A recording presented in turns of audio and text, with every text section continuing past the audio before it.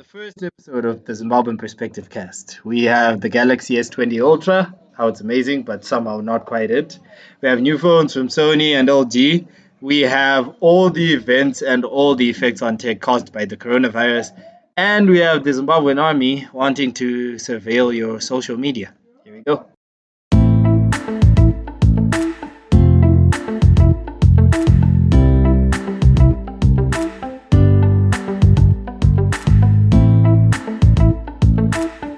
Right, ladies and gentlemen, welcome to the first episode of the Zimbabwean Perspective Cast. I am Clint, And I am Tinashe. and yeah, this is the official podcast of the Zimbabwean Perspective.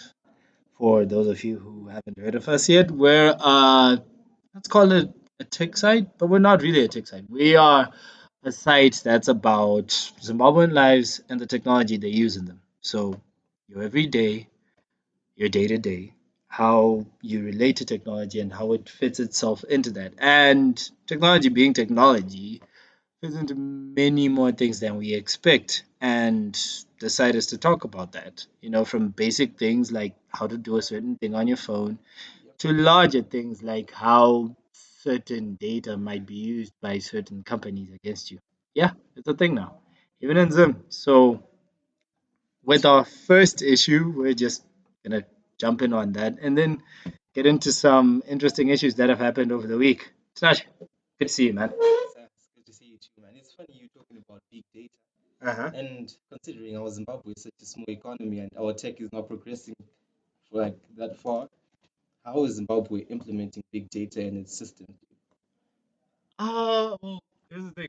Zim itself, you might think that there's not a lot of implementation going on, but you'll be surprised. There is actually a lot of background work that goes into that. But that's not what we're about today. What we're about today is, again, stories from the week. So, Sure. well, it's actually been a semi-interesting week. I mean, in the middle of it, you had MPs who were saying we need to be taught how to use tablets. We had some more talk about the Galaxy S20. Oh, I think Arguably, that's an amazing phone. it is, except people don't think so. I think Wait, what? it's. There are people who think that the 20 Ultra is not an amazing phone. I think the Galaxy S20 is an interesting metaphor of where we are now with flagship smartphones, and that we have so much you can do with them that rather than appreciating something that does more, we're okay with something that That's just does what that's we adequate. need. Exactly. Yeah, That's I adequate, understand. which is maturity with phones. I think we can still be at a point where everyone wants to buy the most expensive or the most amazing thing anymore. Unless if you're an Apple fan, those guys will just eat everything up. But that's another That's issue another issue. entirely. That's a very, very controversial issue. Oh, we'll get into it. We'll get into a few controversial issues because technology can be controversial. But How about the Sony and the LG new phones? oh yeah, so let's talk about that. So here's how it was supposed to go. This week, oh actually no, last week exactly was supposed to have Mobile World Congress. This is the biggest smartphone event of the year as far as lots of companies coming together. It used to be where you'd know your new Galaxy S somethings. It used to be where you'd know most of the big new Android phones, at least because Apple. Huawei is coming in. Exactly. But Apple felt it was too important for that, so they no longer went to it. But even Samsung later on decided, oh yeah, we're pretty important too, so we no longer go to them. But still, your Sony's, your LG's, your a lot of your Huawei phones, though Huawei does have its own events for the bigger phones, the Mates and the P30s and all that. But Huawei would always have a presence there, and then tons of Chinese phones, some which we know, some which we don't. We've got your Oppo's, we've got your what's it called Chinese companies have One so is many. this the OnePlus? OnePlus isn't there because it's very American based, and Mobile World Congress is held in Barcelona, All right. so that's why it's not there as much.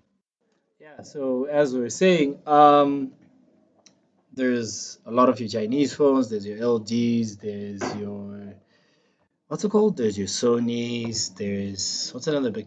HTC used to have a big presence, but then HTC sort of just disappeared and Exactly. went I back don't into. remember You the don't last remember? time I heard of a good HTC phone. Yeah, they changed a lot. I mean, now they're focusing on phones that do the blockchain and all that, and it's weird. For lack of a better word, it's weird. I mean, the HTC One, M7, and M8 were some of the best phones of their years. On M7 pretty much stole most of 2013. M8 did okay for 2014, and after that it was just like poof, gone. Oh, 2013 was really old tech now, dude. Yeah, it is, but you've got people who still use an iPhone 5s. So Well, there's something about those people, but we'll get into that later. it's No good. offense to anyone You still you using an are iPhone 5s. you know what's funny? A lot of our viewers for the site are actually Apple users. I think the majority might be Apple users. So it might be This pissing is gonna off be our interesting. biggest audience right now. By the way, I am not an Apple hater before Me someone neither, says dude. something. I'm not an Apple hater, But but I just love to speak the truth. Like okay. earlier today, I remember someone telling me that can you still get WhatsApp on iPhone 5s? Like, why can't you just upgrade the phone? Some it's it's a thing. We'll get into that. All right, all We right. have a lot to It's a get subject into. to discuss. As you can see, we have a lot to get into. But okay. So going back to the phones, right? So LG released their V60, which is surprise. It's funny to think it's the V60. I mean, I have an LG V30. That's a 2017 phone, late 2017. And Awesome what? camera. Awesome camera. Oh, he loves my camera. Anyway, what was I saying? They used to say the normal LG G something, so it was G5, G6, whatever. I think yeah, for my year it was the G6. And what they used to do was, so we have the Sony Xperia 1 Mark II. The name is confusing. Confusing The, name. the name is incredibly confusing. But this might actually be the best flagship phone that Sony has made in, I think, since 2014. For me, like the last Sony phone I had interest in was the Z1 Compact, which was essentially like, funny enough, it was more powerful than the Xperia Z1, but it was smaller.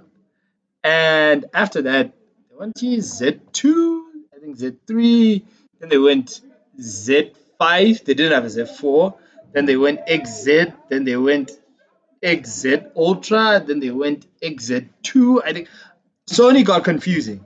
And Yep, here's the they worst sure part, did. all those phones looked exactly the same. Like, I'm not joking. If you go and look at a picture of like the timeline of Sony phones, you will literally see that they look the same. Like they would change one thing, like maybe one year the fingerprint is now on the Side. side, or Exactly. another one has like some better thing. And then they would the phones that have the 4K screens, because Sony Sony has one of the weirdest things. Like Sony should be a direct competitor to Samsung, like the most direct, because their businesses are very similar. Samsung has a televisions and entertainment business. Sony has one too. Samsung has a sound and speaker business. They actually just bought AKG for that. Sony has that too. Samsung has what? Laptop business. Sony had Exactly. Vaio, but they sold that off. But still, Sony even has other things that Samsung doesn't have. Gaming with PlayStation, like literally the biggest console gaming platform on the planet. Uh they have great cameras that Samsung doesn't have either. Like Samsung does have some digital cameras, but Sony has like professional proper DSLR or mirrorless cameras. Then they have video as well. Like Sony has a lot of that, and When it comes to phones now, you never see it in their phones. That's the thing. Samsung is great even innovation elsewhere, but their phones are just completely they're basic. basic. Exactly. But here's the funniest thing: Sony makes most of the camera sensors for your most of your Chinese phones, and for some phone companies which don't have like dedicated camera teams. So, for example, OnePlus gets their sensors from Sony. What's it called? Oppo, Vivo, all these other Chinese companies, Xiaomi, if I'm not wrong, should also get their sensors from Sony. And there is this huge market that Sony actually has for just selling smartphone sensors on smartphone cameras, and they sell good sensors because a lot of the Chinese phones have better cameras than the Sony phones. which is the weirdest thing ever. Yeah, And that it's is really usually weird. just down to software optimization or something. So Sony makes good hardware. They just don't seemingly know how to make good software for their cameras.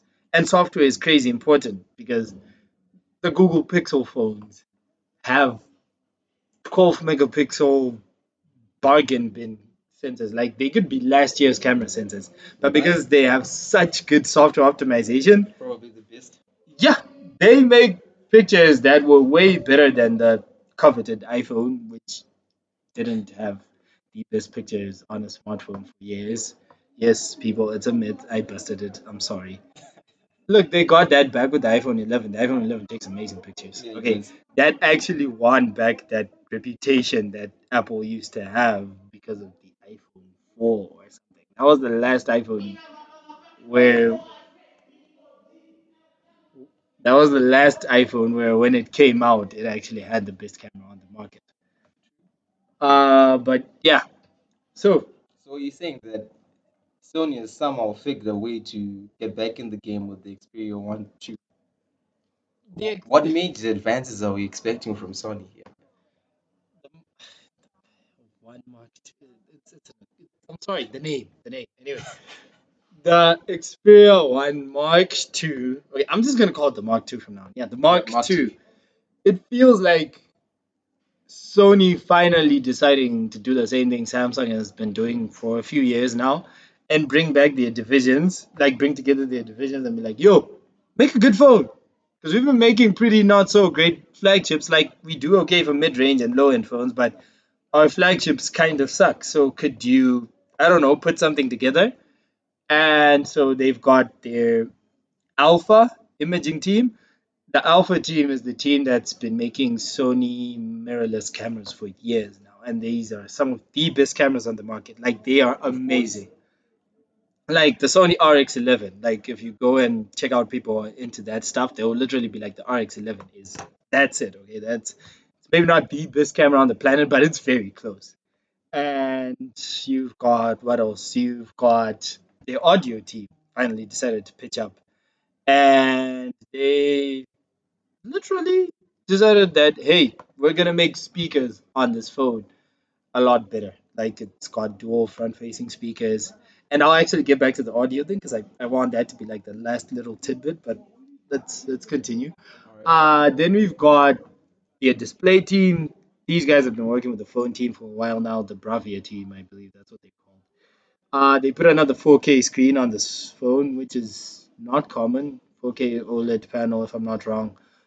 Impressive, but it always brings up battery concerns. But it's still a very impressive thing to do, even if 4K on a phone is not like the biggest demand. It's a really nice trick to have. So yeah.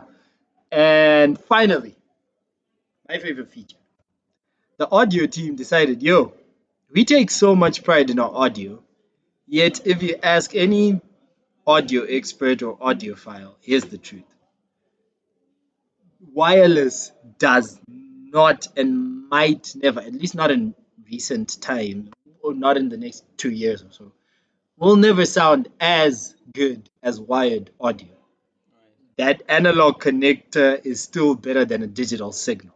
So, So, simply put, Sony, after taking off the headphone jack in a move to copy Apple or save money or whatever reason that companies take off headphone jacks now, they decided we're bringing it back.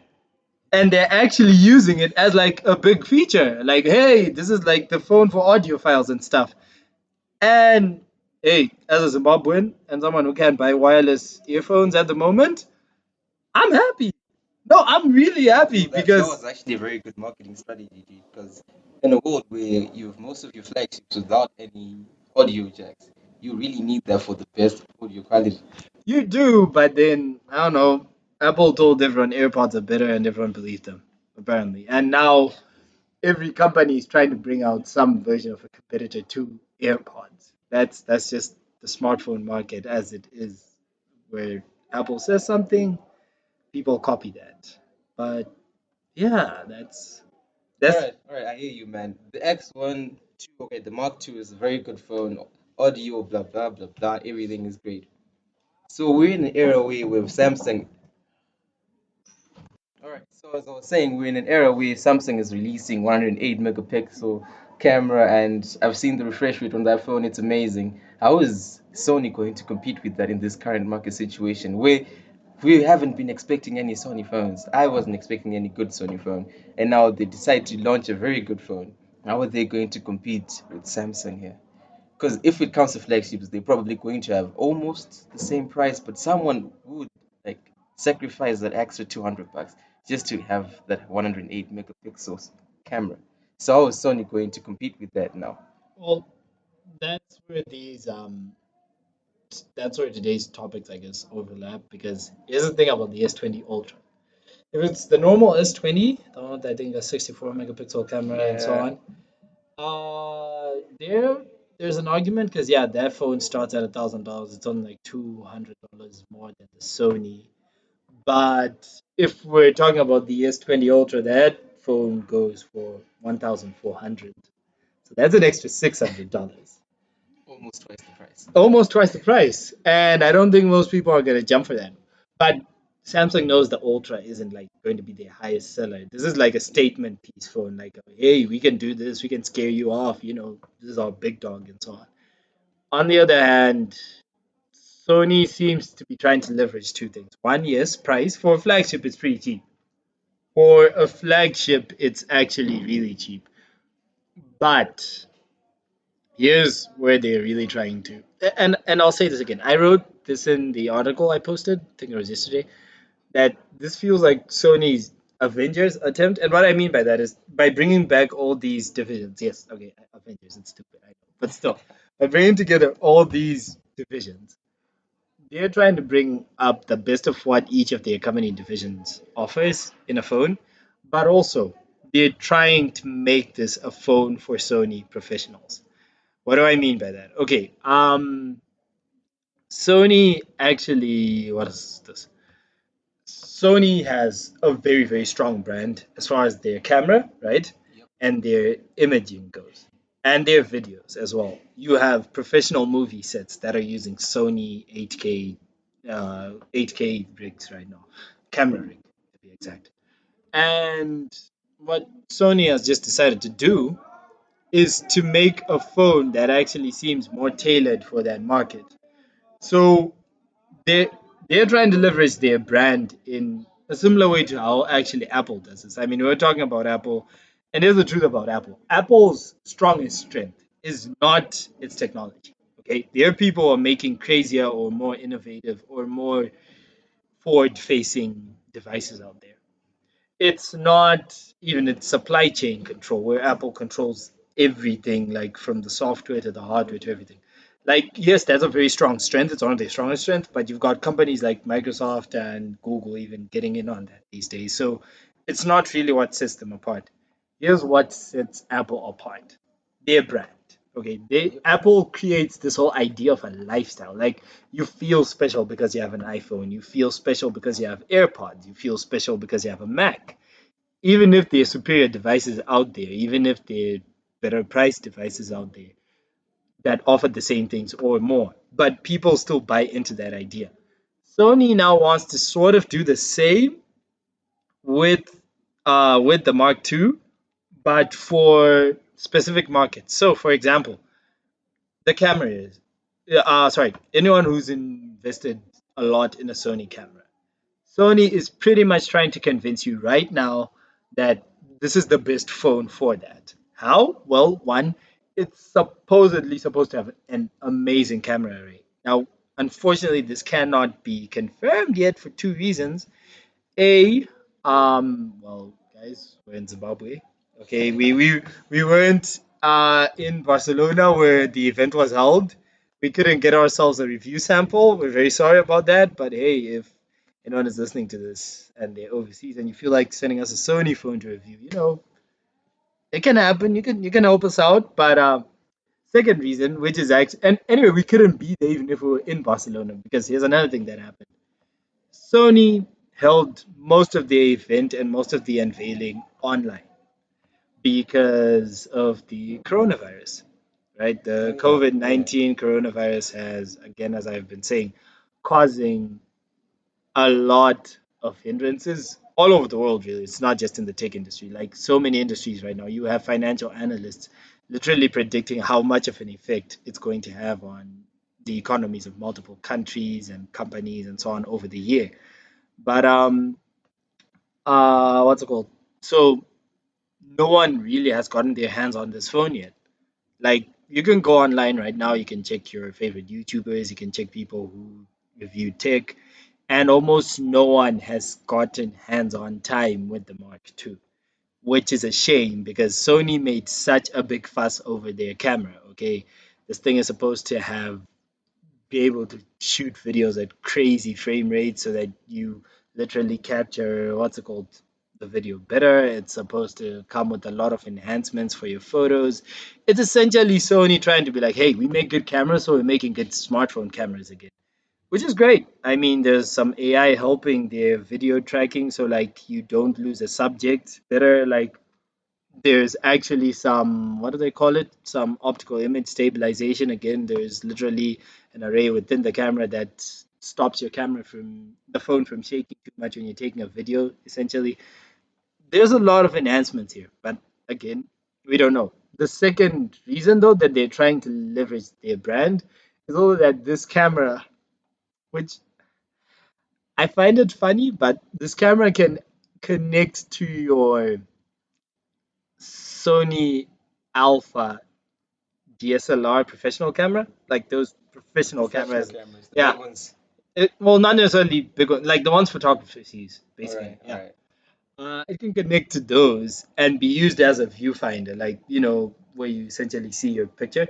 It can be used as like an alternate viewfinder. Like there's even an attachment and a grip. You attach it to the camera, and if you want to take the picture from a certain angle or so on, and the normal viewfinder can't bend the way you want to, uh, the ex- the Mark II can help with that, and also you can connect the two devices because they do have an alpha camera that has 5G apparently, and yeah, 5G is a whole other issue to get into again. But yeah, they have a camera that has 5G, and the phone will have 5G, and you can use these together to like capture a greater scene and so on, whether it be photo or video. And it's a very niche thing. I mean, let's not lie. It Most is people are, very niche, but very interesting as well. yeah, it's interesting. It is. Most people aren't gonna go and buy the phone for that reason, so that's probably why they want to make the main camera that good anyway. But it's an interesting thing. I mean, it's nice to see Sony try and actually capitalize on the market they have. Like, okay, these are our people. Let's try and see if we can make something that's great for them. And in fact, going along with that rather, they also have great PlayStation 4 integration, which is actually something Sony phones have been doing under the radar for a while now. But the Mark II will, if you have a PlayStation 4 controller or a PlayStation 4, it obviously has the remote play feature, which is where you can stream gameplay on your PS4 to your Sony phone. This is something that other Android phones can do too, to be honest. But I guess since you're playing this on a 4K screen, it looks essentially the same as it should on your TV as compared to if you're playing it on a less powerful phone, I guess. I don't know. But it also connects to your DualShock 4 wirelessly, just like your PlayStation does, and that's a pretty cool feature. It's not bad. I mean, you Sony actually announced a partnership apparently with Activision for Call of Duty Mobile, which allows the DualShock 4 to be recognized instantly. And now you essentially have an unfair advantage when you're playing Call of Duty Mobile because you're using a controller whilst everyone else is trying to use a Using it. touchscreen. Exactly. So it's an interesting phone, and I like it. I mean, I might not buy it. I if even if I could, like, let's say I could buy any smartphone from this year, I might not buy this Xperia Alpha, but I like what they're trying to do in trying to make a better phone.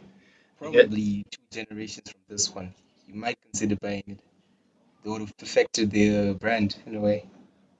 if Sony is around 2 generations from now, I mean, there's been a lot of talk that you can tell that this is sort of a last ditch attempt phone. Like they're throwing everything in so that you pay attention.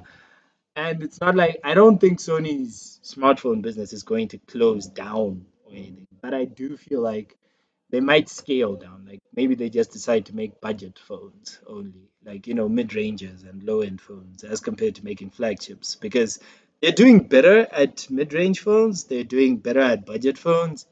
They're not doing so great at flagships, but it could change. I mean, it really could change. I'm hoping it changes, right? Of course, you really want to have those features in your phones, man.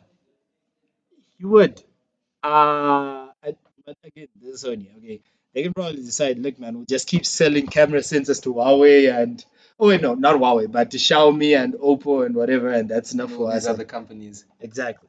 So it's gonna be interesting to see what kind of a dent the Mark II actually has on the market, and I hope it's something that's meaningful and useful, to be honest.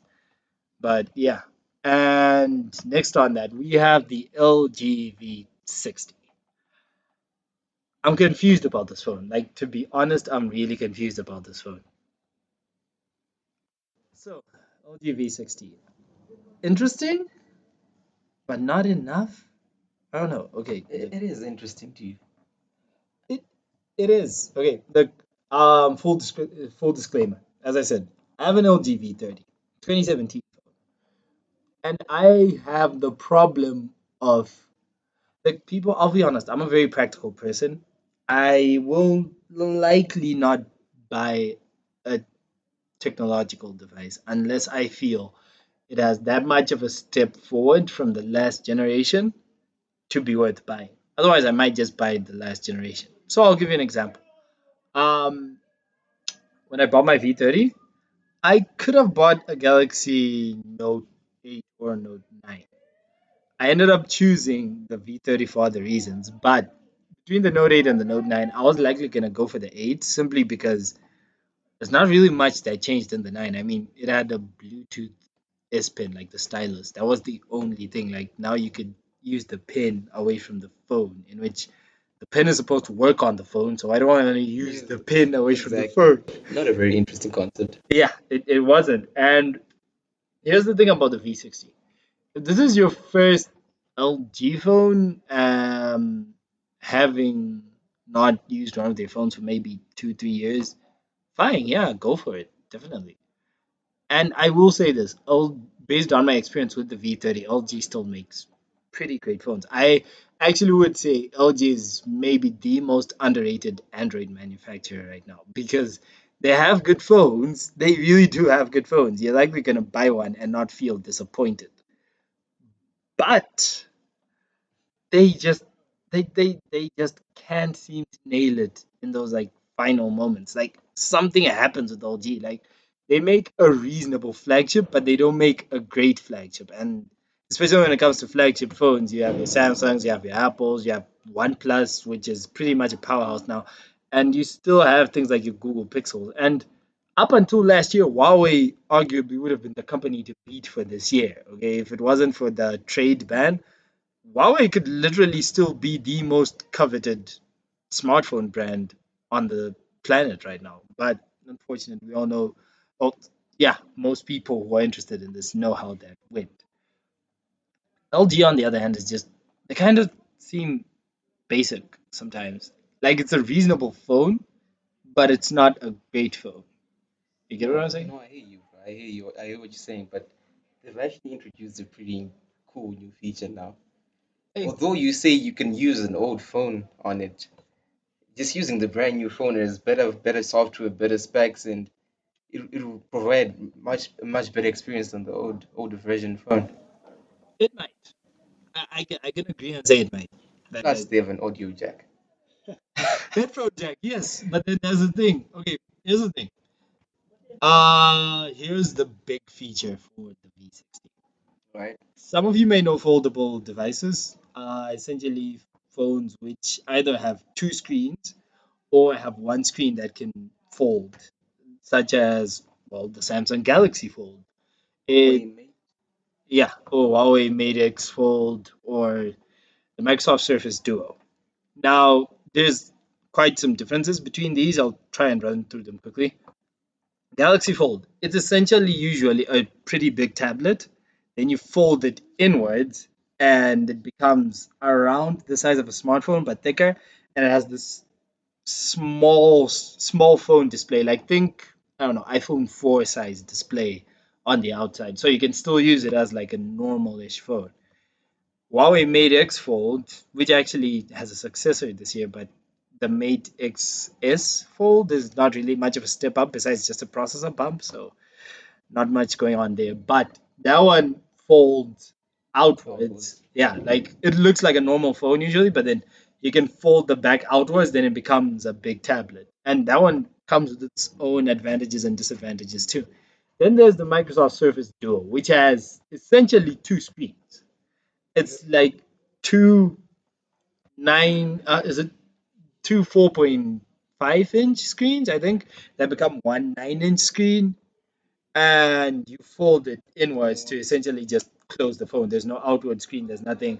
Microsoft essentially plans for you to use that as either as if it's like a tablet or like a mini laptop, even, or something that sort of looks like a Nintendo DS, where there's a top screen and a Yeah, bottom one more. screen.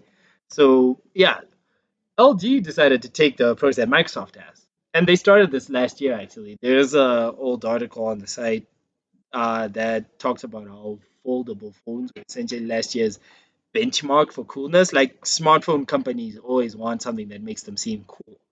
And foldable phones were it last year. I mean, you have companies like TCL, which is another Chinese company, which hasn't even released a single foldable phone. But they've got like five foldable phones that they've shown off. That's how much foldable phones are like a PR stunt. Yeah, it's like a trend. Everyone is just trying to catch it. Yeah, Just ride it. exactly. Ride that wave and try and get some hype or whatever. But LG decided to actually look. To be honest, they have the most practical approach to foldables, which is simple. The G8 is an. I'm sorry, G8. I'm sorry. The V60 V60. exactly is a normal smartphone, pretty normal. But you can take that phone and combine it to an extra case, and the case comes with an extra screen. In other words, it comes with another screen for an LG V50, a V60. Wow, these phones confusing. The names. Yeah, I Exactly. get you. And It you know, co- it comes with another, essentially the screen for another V60 and an extra battery so that that screen can be powered. And what you do is you essentially slot in the V60 and it becomes similar to the Microsoft Surface Duo. It's now like two screens and you can use them as if they're like one giant tablet sort of ish. I mean, there's like a split in the middle, but you can use that, and it's good for multitasking uses. To be honest, if you want to do more work on your phone, so what's going on here, G? Is it using one processor from the V60 phone, or the screen also has a mini processor for itself as well? no, it's all from the phone. It's all Yeah, from the well, phone. you have Android phones Then that becomes a disadvantage now because using one processor to power two screens might be a problem. might be a problem. Well, to be honest, not really. I mean, look, you've got Android phones that come with 6 to 8 gigs of RAM, uh, storage that can compete with your PC, and an operating system that honestly has matured to be able to deal with that. I mean, So you're saying processing power wouldn't be a problem with this phone? processing power won't be a problem. I mean, Android 10 can be connected straight into a desktop and So have a desktop mode. what's really bugging you about this phone then? It seems You like a could, good phone. You're saying processing power for would be that feature, it is. In fact, I'll say this that one feature is amazing, but everything else about the phone is unfortunately not great. So let's start with cameras. LG has great video. They have always had great video since around the V20. They have pretty terrible image processing, and I still don't get how they can never nail this. Like this phone already in the few hands-on videos that it's been seen has some problems with focusing a picture, so you might take a picture and it looks a little blurry. I mean, this is literally one of the most expensive phones of the year. I mean, it's not as expensive as what's it called, your S20 Ultra or whatever, but you still have a phone that essentially comes with 128 gigs of storage, 8 gigs of RAM, a 5,000 milliamp hour battery, and battery. so on. You That's have very that good. much power, and then you have a not so great camera. Camera. It's disappointing. It's a fall off point. And Especially in an era where most of the time everyone is taking pictures exactly, almost every minute.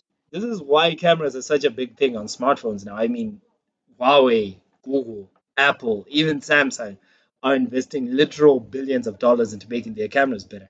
LG, we do know if you go and research their financial history, they're not having the easiest of times. But if you're gonna focus your energy somewhere, focus where it matters. Because if you miss those two things, not everyone wants to use this phone as like a dual screen foldable. It's a fact. A lot of people want to use it as just a phone though.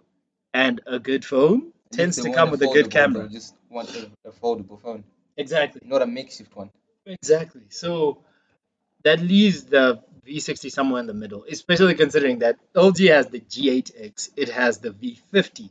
Both these phones come with that second screen case as well. So if you're an LG person, or if you're an LG fan, you might actually just end up buying those, especially considering that LG phones are known to drop in price astronomically. Like 2 months later, the phone might be half the price. This literally happens if you're someone who checks on prices and phones in the US. So yeah, okay, I slight apology. I know in Zimbabwe there's a thing. I mean, smartphones are the worst thing to buy. Right now, prices are all over the place, and it makes no sense. You can still buy a phone from 3 years ago for the price it was released 3 years 3 years ago. ago. So that's a problem. But yeah, anyway, so if you're someone who can buy something on Amazon or who has a relative outside of the country, you could probably buy this phone in about 3 months for half the price, which is great. I mean, especially if you still get the case. So that's what you consider it. But considering it as a top contender, Yeah, not really. it's iffy. So No, I actually, after hearing you talk about it now, I'm actually reconsidering, like, comparing it to the latest flagships that are coming out right now. exactly. I mean, look, man, Samsung has a phone that was simultaneously capturing and live streaming its unveiling event. Like the whole Galaxy S20 event was taken using Galaxy S20s. That's pretty impressive. N- Pretty. it wasn't taken using what are these called, proper professional cameras. They actually had camera rigs specially made for the S20. So if you're a cameraman who's used to dealing with something bigger, you'd get a case that's around that size, but then it would But just then be an S20 slotted slotted in, in, and yes, you're just moving that big yeah, rig around. yeah, you'd be moving an S20 around like it's a big rig. It was crazy, but that's how impressive that is. That was a very bold move, by the way. Yeah, it was a dig at Apple. The fact people always talk about how good the iPhone's video is, and Samsung's like, well, hey, our video's so good, you can use it for a live event. Okay, next time you have an award show, don't hire a camera crew, bring out an S20. That's apparently what they're trying to say. That's the type of statement. And in fact, we're about to talk about how much of a statement piece the Galaxy S20, especially the S20 Ultra, is. So, Galaxy S20 Ultra, arguably the most bombastic phone of the year. I mean, this thing is Over-equipped. overcooked. Yeah. It feels like, if there's that. No, yeah. Here's the personification of the S20 Ultra, The Rock. No, I'm serious. The Rock. Think about The Rock during, even now, but especially during wrestling days. This person who just comes seeming larger than life and shouts everything and acts like he can do anything. I mean, The Rock would come into the ring and start singing with a guitar. Then after that, you'd hear the guy's in a movie. Then after that, he's coming back and beating up some guy for a belt. Like he wanted to be everywhere. That's the Galaxy S20 Ultra, which is not a bad thing, but look, okay. In fact, it's the most, let's call it Samsung-y phone ever, because here's how Samsung has usually defined themselves. Apple is more conservative, it's more reserved. Like Apple, even Apple fans sometimes can say it gets boring because you can have 3 years of iPhones which look almost exactly the same and seem almost exactly the same outside of some processor and some camera improvements. That's literally how Apple tends to work. Example, iPhone 6, iPhone 6s, iPhone 7. The biggest change was the 7, which lacked the headphone jack and it got an extra camera. Otherwise, almost the same. iPhone 8 still looks the same. But on the other hand, Samsung they used to change by the year. Okay, the Galaxy S and the Galaxy S2 are totally different. Galaxy S2 and the 3 were different. Then the 5 and the 6 were different. Then the 7 and the 8. It's around the Galaxy S8 we could say they started having sort of like a formula, and they started toning things down a bit, but they started toning them down the right way. I mean, Samsung used to seem like they try everything phone. Like they would throw everything. They used some of these things became standard, but back in 2012, 13, when they weren't standard, they would throw in water resistance. They would throw in you can control the phone with your eyes. I mean, it was the S4, I think, where you could scroll with your eyes, and you could it would lock if your eyes close, and like Samsung has always had that type of approach. They slowed it down around the S8, where they realized that at least for our flagship phones, let's try this more sophisticated, let's call it a suit and tie approach, where this phone can do a lot and it can do most of what you, in fact, more than what you need. But it can do that whilst also being as seemingly sleek and sophisticated as devices like the iPhone. And it worked for them. It worked for the S10. It worked for the S8. It worked for the S9. It worked for the S10, the normal S10, because the S10 Plus did try a bit of that. Let's do extra type stuff. I mean, they have a 1 terabyte version of that phone. Yeah, and they have a 1 terabyte version of their phone. But then they're like, "Whoa, wait, hold up, hold up! You guys are seemingly forgetting that we're Samsung." So here's what they decided. So Samsung decided to remind you that they're Samsung by throwing every single feature into this phone, except the headphone jack. But they literally okay. This phone maxes out at 16 gigs of RAM, 512 gigabytes of storage, has an 8-core processor. By now, if you think I'm talking about a PC, I do not blame you because Samsung, yeah, it's a phone with PC specs. They went overkill with it. I'm actually surprised that they don't have a 1 terabyte version, but I think there's definitely something probably about the what is it, the S10, which had 1 terabyte that makes it special. Maybe it's the silicon or something. But yeah. And yet whilst doing all that, they made an amazing phone, is the truth. They threw in everything and they made a breathtaking phone. The Galaxy S20 Ultra, besides being really because it's 6.9 inches, that's almost the size of a tablet. Like 7-inch tablets exist. Uh, yeah, it's big. It has a big camera, or a camera with a big sensor, right? The 108 megapixels, 100 times of digital zoom. Though, to be honest, you should use the 10 times normal zoom, or at least the 30 times hybrid zoom. But fine. And yeah, we already talked about the storage already. Oh, and it has 5G and a 120 hertz higher refresh rate screen. It's everything you want in a phone that feels big, or it's actually more than what you want. I think that's the thing that makes the Galaxy S20 Ultra so interesting, is that it's honestly usually more than what you want. Outside of maybe the storage, there's probably that one person who'll be like, "Oh no, I want my whole hard drive to be in my phone," but everyone else is probably pleased. And yet, what's interesting about the S20 is the Ultra rather is it's very representative of where we are with phones right now, in that again we're at a point where phones are good enough. Okay, I can safely say if you're buying a phone from 2017, like late 2017 at least, up to 2020 right now currently, you and it's a flagship device, you're going to be satisfied. And I'm not saying don't buy these extra more powerful phones. You know what? They're made for a specific audience. I think someone actually does want the S20 Ultra for good reason, or for some their version of a good reason. But because we're so used to a time where they're amazing flagships, I mean, last year had the S10 line, and I still want an S10 Plus. Like, that's the phone I want from last year. It's the truth. That 1 terabyte version, give it to me. That's what I want. Um, you have the OnePlus 7 Pro, which I'm not a big fan of, but a lot of people are, and it's impressive in its own right. You have the Pixel 4, which has some disappointments as far as storage options are concerned, but it has arguably the best camera on the planet. And Apple will tell you no, it doesn't have the best camera on the planet. The iPhone 11 Pro has the The best best camera, camera of on the course. planet. And if you're an Apple fan, you probably agree. And you know what? I can give it to this one. The iPhone 11 Pro is an impressive device. It's the best one out of the iPhone 10 line because the 10s, 10R. 10E. If you, oh no, 10e is the S10. Oh, the But yeah, S20. Oh, yeah. exactly. And that's another phone, the S10e, which is like a mini S10, but it's amazing.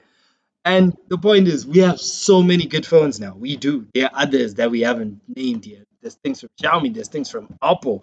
Oppo is actually making a pretty big reputation for itself as of late. So we're at this point where we have great phones all around. That when you have the phone that says, hey, I'm better than all your phones, but I'm up to $1,000 more because you can get these phones. You can get an S10 Plus for around $550 now. The S10 S20 Ultra is literally $1,000 more. You're at this point where you're like, do I need that? I Bro, mean, I think what am that's I the most important question now. Is the S20 Ultra a phone you're going to use in your day-to-day life? exactly? Are And you willing to be walking around with a 6-inch screen, a seven screen, inch, no, 7-inch screen, a screen set the size of a tablet in your pocket when you can just walk around with the S10 and have almost a similar experience? and even the other S20s, which are actually the other S20s also undercut the Ultra in that normal S20 is amazing, but doesn't have what is it, millimeter wave 5G? Yeah, if you're in America, I guess that might be a thing. If you're in a Western country, that might be a thing. For most of us, we don't really care. Normal S20 is fine, though it starts at $1,000, so it's not cheap either.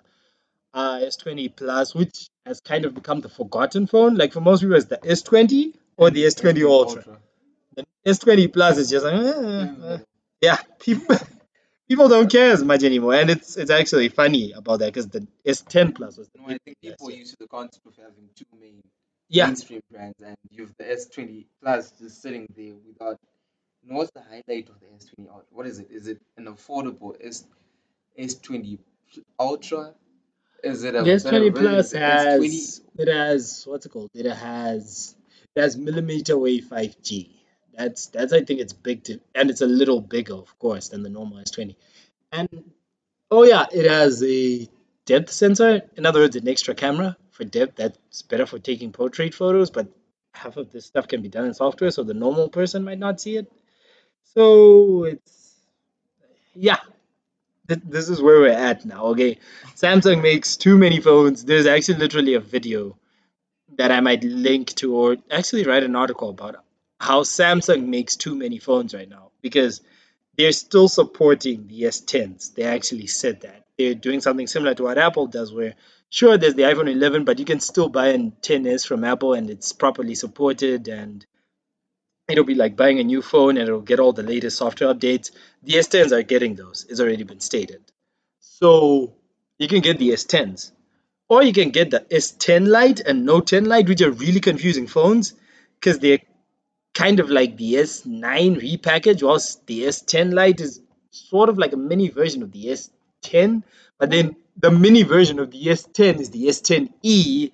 So there's also that phone to consider. Then there's That's the a Note variety, line. dude. I mean, there's the Note line, which has the Note 10 Plus and the normal Note 10. And there's the since the S10s are going for around 500 now, which is where the Galaxy A80 and A50 are. You also have to consider those ones. It's confusing. It's a headache. Samsung, get your shit together. Yep, they are officially making too many phones. Yeah, they're making too many phones, but I don't know, man. The good thing is benefits customers because maybe prices go down. We'll have to see. We'll have to see. But yeah, that's the S20. It's amazing. It is, but it might be too amazing, which is an odd thing to say. I mean, hey, I'm not buying it because it doesn't have a headphone jack. That's literally my issue with it. I'm sorry. That's it. I'm Yeah. going to an S10 Plus. I'll be fine if I'm buying a Samsung phone. That is, if I would buy a Samsung phone.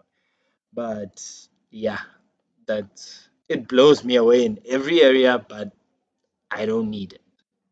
That's where we're at. I think we can both agree on that. Yeah, we seemingly can. And now that we can finally get done with smartphones, because we talked a lot about these, let's finally go to this Corona cancels. As in, all the things in tech right now that have been affected or cancelled or disrupted by the coronavirus. Okay, so the novel coronavirus. Health experts can probably give you way better information on this, but we did do some coverage on that, just telling people what it is and whether we should be scared of it in Zimbabwe. I went into a little detail about the fact that, well, there is some fear to be had out of the fact that, not to get too political, but our government hasn't put any official ban or any official stoppage on travel to Travels, and yeah. from China, whilst other countries are doing that. And that is a little scary to say the least. It is a cause of concern. But what we're talking about is mainly how the coronavirus is actually affecting tech at the moment. So let's start with this. Mobile World Congress, biggest smartphone show of the year, cancelled. Um, that was cancelled almost 2 weeks ago, so that one's a little better. Um, Game Developers Conference, which is sort of trying to push on, but most of the big companies that are supposed to present there have pulled out because of the coronavirus. Um, South by Southwest, this is mainly like a media type of show that they do in the US, but it still has a lot to do with tech as well. Also cancelled. Then the ones that have probably stung the most.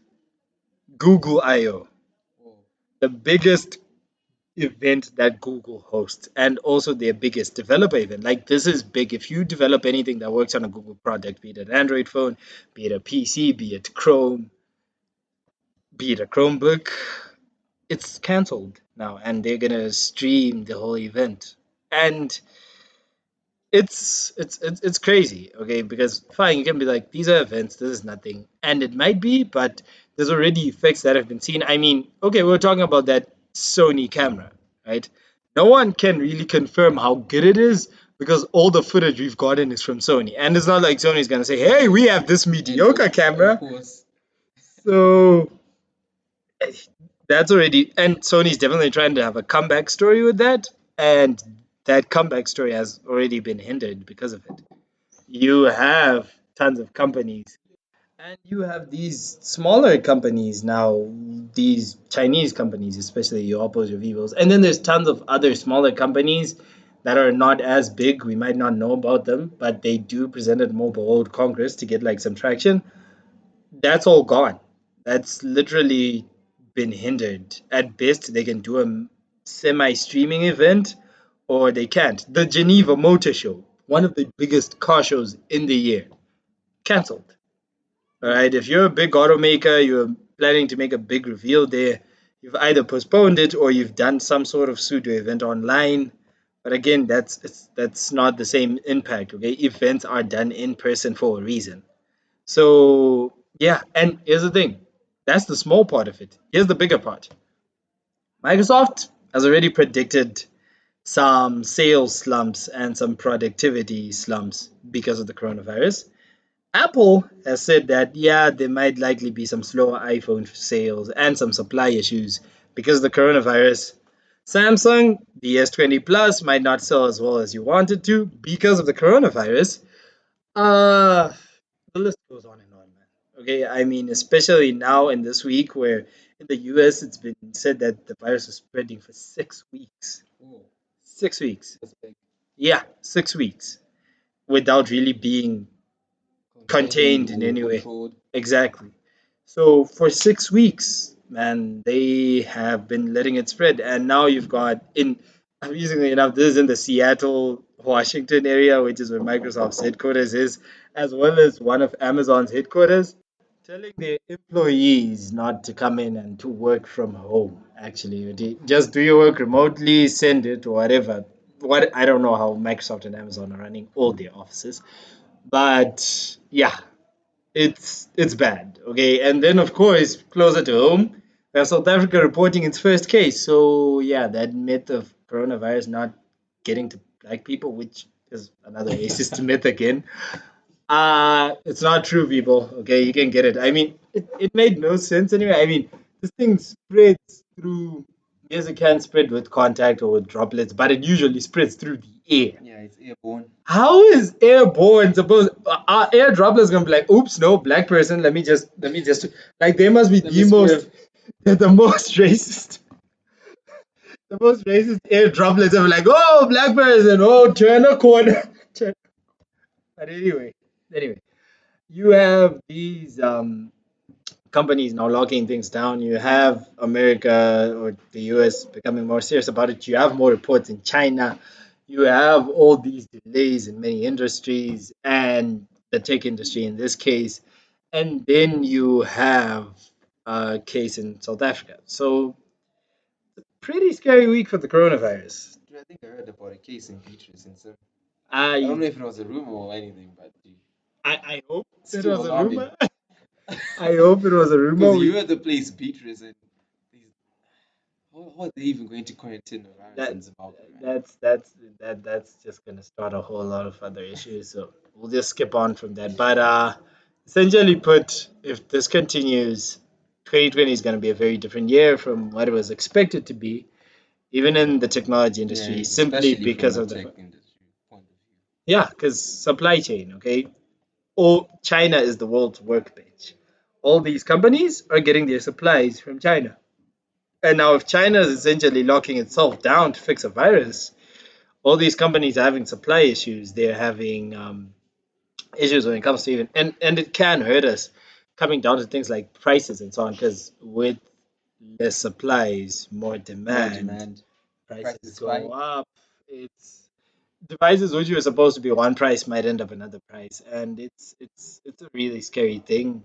But we'll see how it goes. I mean, it's gonna slow a lot of things down, but we'll see how it goes. Hopefully, modern medicine can come up with something for this.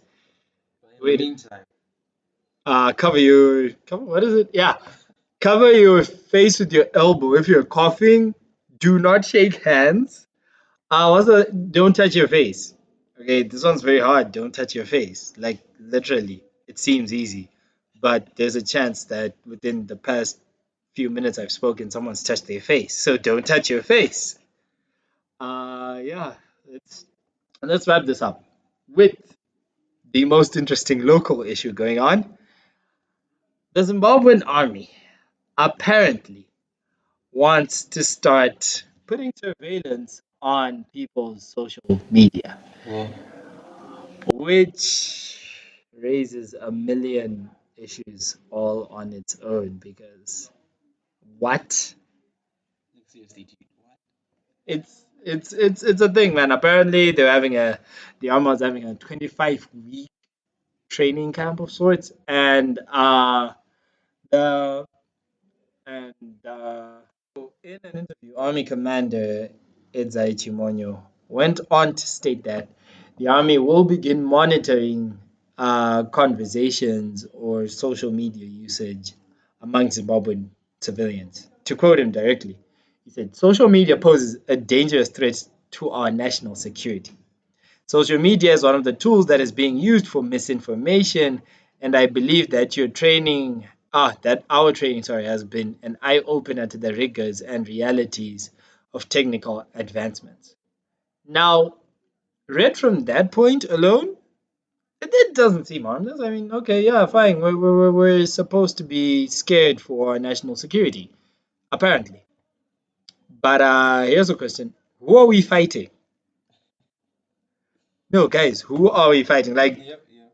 I hear who you. is Zimbabwe supposed to be scared of watching us? Because last I checked, we don't really have the world's longest list of enemies as a country. I mean, yes, there's all those issues with the West, The to put it sanctions in and all. quotes. Yeah, but I doubt that there's a whole tactical team of American spies who, yeah, they're assigned to the Zimbabwean project and looking when they can. They're data mining. I- And Zim. exactly. So it's a lot, man. It's and of course, unfortunately, with Zimbabwe's history now, what tends to come to mind now is, well, January of 2019 with all the incidents that happened back then. Yep. And things like, what was it called? Baba Jukwa. And we know our history as a country. And social media, yes, has been a very, very big tool in civilians or opposition political parties, even uh, fighting or trying to hinder the ruling government or protesting against the ruling government. And that is a right, just like privacy, internet privacy is a right. In fact, we want to spend a lot of next week going into internet privacy and what it's all about.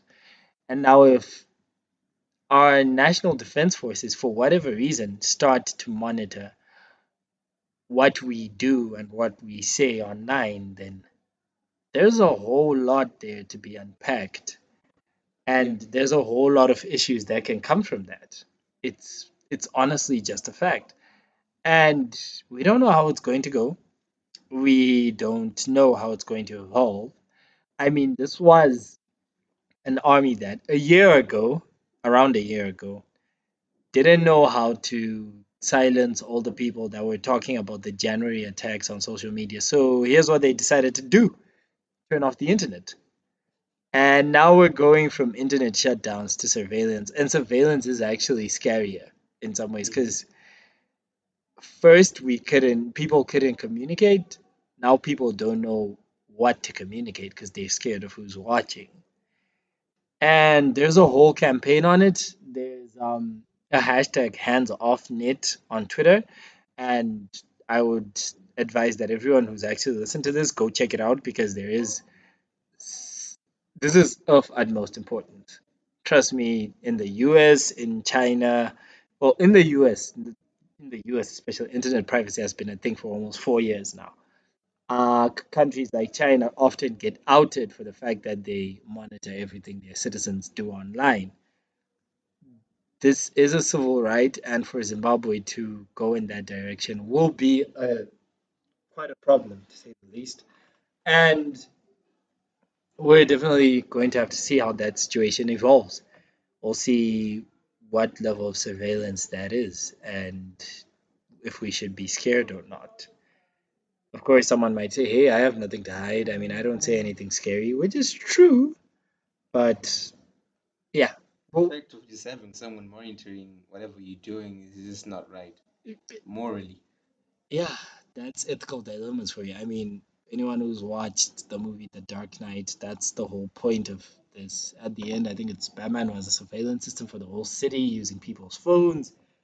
And even his friend in that movie decided, look, I'll help you out with this, but after this, I'm done, man. And they were already trying to communicate the importance of privacy back then in 2009, before we had the types of smartphones we have now or the types of computers we have now. I mean, technology moves that fast, people. But now we have to face those issues. And I would argue that one of the few advantages of Zimbabwe being so behind technologically is we have time to assess these things and see their benefit or see their disadvantages. For example, social media addiction is a thing to the point where there's rehab camps in the US. The one advantage that we probably have from not having internet all the time whenever we want it for most people is most of us aren't social media addicts. Your parents might say you're addicted to your phone because you text a lot, but trust me, there's a person who's worse out there. There's a person who is way worse. So, again, this is a chance to assess where we're going to go with our country in terms of privacy. And if it is a time for Zimbabweans that they might need to make a stand, now might be that time to actually say, hey, we don't want people tampering with our internet usage. This is where it starts. And if nothing is said now, nothing might ever be said. Because once you let a government do something, they're going to keep doing it. So, And the impact will hit every generation that comes as well, because data mining will people surveilling your messages or whatever you're talking about on social media, it's a threat to how you live in a society as well. Yeah, Because generally you're not free to do anything. Your freedom is literally taken away, considering how people mostly communicating through social media. So if someone is surveilling you, you don't have the freedom anymore to just do whatever you want to do. and that's where all the fear comes in. But I think it's just going to boil down to what the general public is going to think. Come on, this is Zimbabwe. We have most of the population is not aware of how much this is going to impact how they use their social media or how they're going to interact with their peers, or just the basic communication is going to be monitored as well. So I just think people need to be aware of what surveillance will do to their day-to-day lives as well. That's why we're here. That's literally why we're here. Okay, we're here to tell you, hey, you might want to look out for this. Okay, it gets pretty scary. You need to know this. These are the effects. This is what's gonna happen, and we'll keep being here for as long as we can be. And unless something if something happens to us, you know why. But we'll keep being here telling you what the impacts of technology as a whole are. Because this is not just about governments and so on. I mean, companies, okay? It's scary how much data Econet has on people. I always say this. All these things have to be considered and looked at and measured. And again, that's why we're here. So I think that pretty much wraps it up for this week, right? Yeah, Yeah. pretty much sounds like that's everything. Yeah, so this has been our first episode. Thank you for everyone who's listened. Hopefully, you'll listen to the next one and we can start having interesting conversations. Uh, we'll leave our social media handles in the description below, both for the Zimbabwean perspective and for us personally. But you guys have a great weekend. You guys have a great week if this is when you're listening to it. And think about the importance of internet privacy. We'll have a talk about that next week, but yeah, think about that.